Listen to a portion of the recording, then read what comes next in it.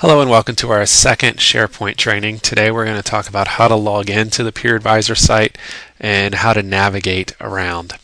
So the first thing you want to do is open up Internet Explorer, and I do recommend here that you use Internet Explorer as opposed to Google Chrome, which I like, or Firefox or Safari.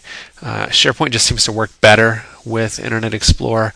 Not that it won't work with the others, you will be able to do things, but every once in a while you get something that looks weird. So if at all possible, I do recommend using Internet Explorer.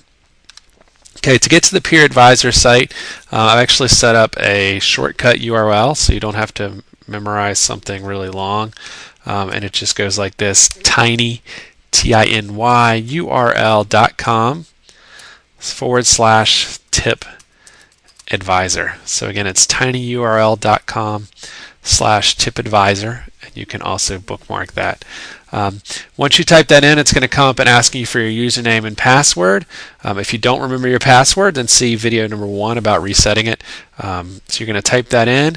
I've already got mine saved here, so I don't have to remember it, and I'm going to click OK. And voila, here we are in the Peer Advisor site. So I'm just going to give you a quick walkthrough of what to find here.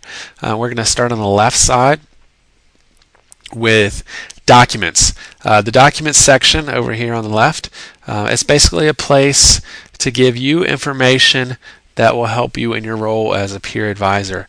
It's also a place for you to send us information you think others might find useful. So for example, we have conference call notes. We had some questions on indoor structure, so we added that. In our last conference call, we had some questions about wheelchair tennis, so we've added some information on that, facility assistance, etc., etc. Presentations, this is a really handy one if you're doing a presentation at your state conference and want to see what others have done. Here's where you go. So let's take a look at that one, actually, presentations. So all I do is I click on that. It works just like you're in Explorer, Windows Explorer. And here we are. We see different presentations and proposals that people have done. To look at those, you can just double click them. And I do recommend you open it as read only here, simply because if you choose edit, then you're going to change the file that exists on SharePoint. But if you open it as read only, you can then do a save as and save it as and make your own changes. Save it as whatever on your desktop to make your own changes. Okay. So you also notice that when you click on a file, you get this little pull down arrow, and you can do things here, edit, check it out, etc. For the most part, you really don't need to worry about those, but just so you know, those are there. So again, all I need to do is just click on a file, I open it. Most cases, actually, it doesn't ask me the read-only question. I'm not sure why. And if I do it this way, it's not actually even saving to SharePoint, so you don't need to worry about that. But I do recommend doing a quick save as, save it somewhere on your own computer, and then you can make changes. Okay. So that's the document section. We're going to scroll down to lists, and there's a couple I'm going to bring your attention to here. First is the Peer Advisor contacts.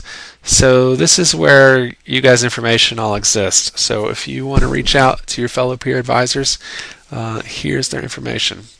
Name, phone number, etc. If you need more detail, if we need to know where Marcia works, for example, if you hover over the name, you get another box. You just click that down.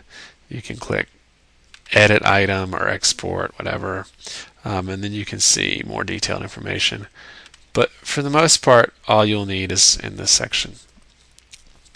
Okay, the next list is the advisor reporting and tracking. I'm going to skip over that for right now because we're going to devote a whole training to that. But so you know, there's where it exists under the list.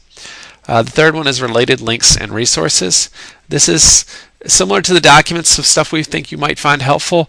This is just links of stuff you might find helpful. So your NRPA state associations, the TIA, info on junior team tennis, etc.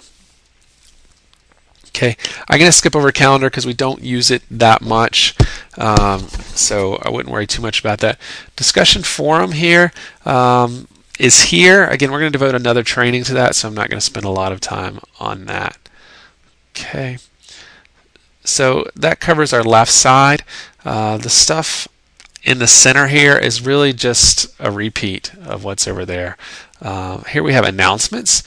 This is general stuff that we think you might find interesting.